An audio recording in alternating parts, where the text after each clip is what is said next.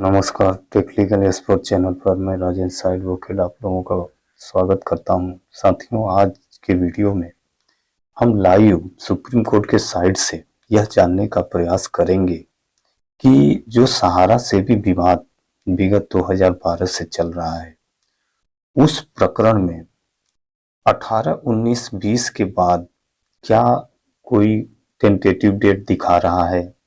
क्या 18, 19, 20 में कोई आदेश हुआ है, या इसकी लिस्टिंग क्या समर वेकेशन के पूर्व हो सकती है या नहीं हो सकती, और अगर नहीं हो सकती तो क्यों नहीं हो सकती?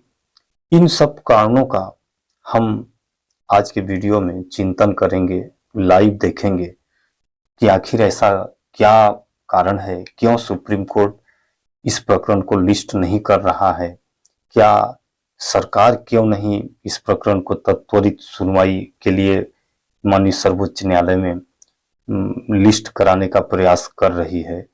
तो हम चलते हैं सुप्रीम कोर्ट की साइट पर और देखते हैं लाइव अपडेट क्या है। हम साथियों गूगल क्रोम खोल लिए हैं। यहाँ पे हम सुप्रीम कोर्ट सर्च करते हैं। जैसे ही हम सुप्रीम कोर्ट सर्च करते हैं और ये सुप्रीम कोर्ट के साइट को अपीयर करते हैं, तो हमारे पास सुप्रीम कोर्ट की साइट ओपन हो जाती है। अब हम केस इंफॉर्मेशन में जाके केस स्टेटस पर सेलेक्ट करते हैं। साथियों, कोई भी केस जब लिस्ट होता है तो उसका टेंटेटिव डेट अवश्य देता है।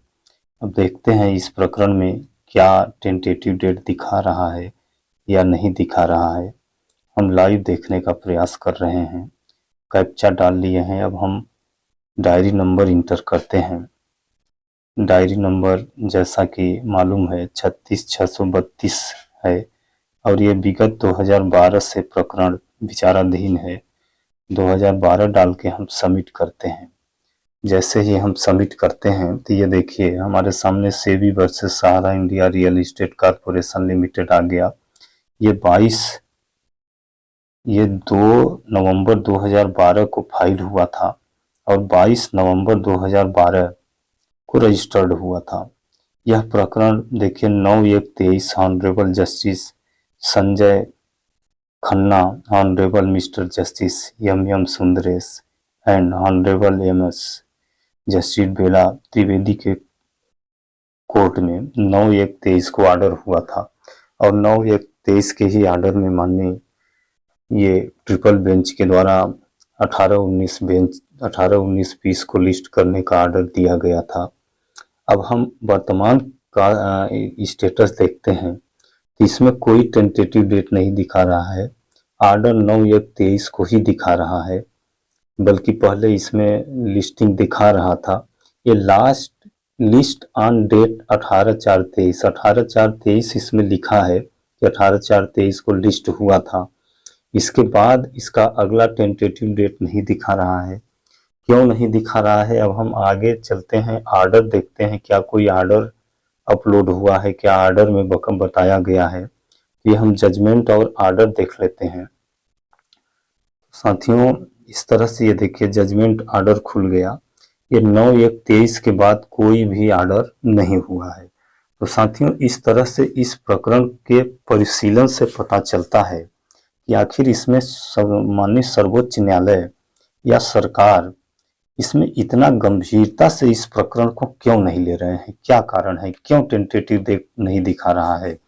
और इस अवलोकन से यह पता चलता है कि यह समर वेकेशन के पूर्व नहीं लिस्ट हो पाएगा। समर वेकेशन माननीय सर्वोच्च न्यायालय का 22 मई से चालू हो रहा है, तो ऐसा प्रतीत नहीं होता कि यह प्रकरण 22 मई के पूर्व लिस्ट हो जाए। तो अब इसके तह में अगर हम जाते हैं साथियों, तो यह जो पुराना प्रकरण है, इस पुराने प्रकरण में सबसे महत्वपूर्ण ऑर्डर जो हुआ है, वैसे ऑर्डर तो बहुत हुए हैं, लेकिन इसका महत्वपूर्ण ऑर्डर अगर हम देखें तो इसमें 31/8/2012 का ऑर्डर जो है वो महत्वपूर्ण ऑर्डर है। 31/8/2012 के ऑर्डर में इस प्रकरण में बहुत ही महत्वपूर्ण ऑर्डर हुआ है। इसके बाद 5 दिसंबर 12 को वही ऑर्डर हुआ है। फिर 25 फरवरी 2013 को ऑर्डर हुआ है। फिर 4 मार्च 2014 को ऑर्डर हुआ है। फिर 6/5/2014 को ऑर्डर हुआ है। और अंतिम इसी केस से संबंधित ऑर्डर 29 मार्च 2023 को हुआ है। यह हालांकि इसी प्रकरण में नहीं हुआ है, लेकिन इसी से संबंधित ऑर्डर हुए हैं और इसी विवाद के निराकरण के लिए ऑर्डर हुए हैं। तो इन ऑर्डर के परिशीलन में ऐसा प्रतीत होता है कि अब इस प्रकरण में निराकरण करने का कोई महत्वपूर्ण वाद प्रश्न, कोई महत्वपूर्ण इशू नहीं रह गया है। इसमें जो महत्वपूर्ण इशू था, उन महत्वपूर्ण इशुओं का निराकरण पूर्व में ही माननीय सर्वोच्च न्यायालय के द्वारा किया जा चुका है। सहारा को दोषी माना जा चुका है। सहारा को पैसा रिफंड करने के लिए सेबी में जो आदेश हुआ है वो भी आदेश किया जा चुका है। सेबी के द्वारा एक अंतरिम आवेदन जरूर लगाया गया था कि हम इन पैसों को क्या करें, तो इसका भी ऑर्डर माननीय सर्वोच्च न्यायालय के द्वारा 29 मार्च को हो गया है कि आप 5,000 रुपए सीआरसी को दें। जैसे ही 5,000 खत्म होगा फिर सेबी से मांग लिया जाएगा। तो अब इसमें महत्वपूर्ण इशू जो है वो नहीं बचा है। हालांकि सहारा समर्थकों का कहना है कि अभी ये महत्वपूर्ण प्रकरण चल रहा है, इसमें निराकरण होगा, हमारे पक्ष में ऑर्डर होगा। लेकिन सहारा के पक्ष में ऑर्डर होने का ऐसा कोई ठोस प्रमाण, कोई दस्तावेज या कोई साक्ष्य सहारा के फेवर में मिलता प्रतीत नहीं हो रहा है। क्यों नहीं हो रहा है? क्योंकि सेबी ने जो आदेश दिया उस आदेश का पालन सहारा नहीं किया। सैट ने जो आदेश दिया, सैट के आदेश का पालन नहीं किया। इलाहाबाद उच्च न्यायालय ने भी ऑर्डर दिया, उस ऑर्डर का भी पालन नहीं हुआ। सर्वोच्च न्यायालय ने ऑर्डर दिया, सर्वोच्च न्यायालय के ऑर्डर का पालन नहीं हुआ। दिल्ली हाई कोर्ट के ऑर्डर का पालन नहीं हुआ। माने किसी भी आदेश का पालन सहारा ग्रुप के द्वारा नहीं किया गया। तो कैसे माना जा सकता है कि इनका फैसला सहारा के फेवर में आएगा? रही बात पैसों का, तो पैसा तो मिलेगा जरूर, लेकिन साथियों हमें बहुत ज्यादा विश्वास इस प्रकरण में बना के नहीं रखना है कि हमारा यह जो ऑर्डर है, इस प्रकरण में ऑर्डर होगा तो सहारा के फेवर में आ जाएगा। सहारा के फेवर में अगर हम प्रायिकता देखें तो लगभग 10% भी उम्मीद नहीं है कि सहारा के फेवर में आएगा और ये चारों कंपनियां पुनः अपना कार्य संचालित कर सकेंगी।